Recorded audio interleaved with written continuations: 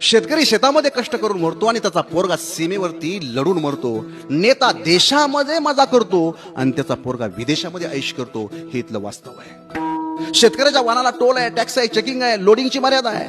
परंतु नेत्यांच्या वाहनाला टोल नाही, टॅक्स नाही, लोडिंगची मर्यादा नाही, चेकिंग नाही.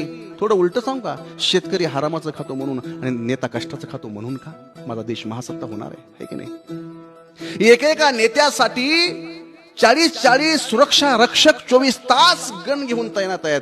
परंतु 40 विद्यार्थ्यांना एक चांगला शिक्षक इथली व्यवस्था देऊ शकत नाही. माझा देश महासत्ता होणार आहे. दारूच्या दुकानावरती दारूची कधीच कमतरता नाही, कुठलाच ब्रँड कमी पडत नाही. असं कधी ऐकलं का की दारूचा हा ब्रँड कमतरता आहे त्याची म्हणून बेवड्यांनी आंदोलन केलं? नाही. परंतु गरिबांना मोफत औषध उपचार करणाऱ्या हॉस्पिटलमध्ये औषधांचा मात्र नेहमी तुटवडा नाही का? Petrol, diesel, oil, spare part याची कधीच कमतरता नाही. परंतु जून जुलै आला, पेरणीचे दिवस आले की बियाणांचा तुटवडा, खतांचा तुटवडा, डीएपी भेटत नाही, युरिया भेटत नाही आणि जास्त पैसे मोजा लगेच या सगळ्या गोष्टी भेटतात का? देश महासत्ता होणार आहे. होणार आहे. मी कुठं काय म्हणतोय?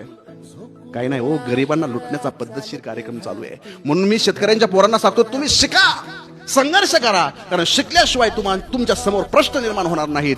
तुम्हाला इथं गहू फुकट भेटेल, तांदूळ फुकट भेटेल, शेळ्या मेंढ्या राखण्याकरता 100% अनुदान भेटेल. पण तुम्हाला चांगलं शिक्षण मात्र मोफत भेटू शकत नाही. कारण त्यांना माहिती आहे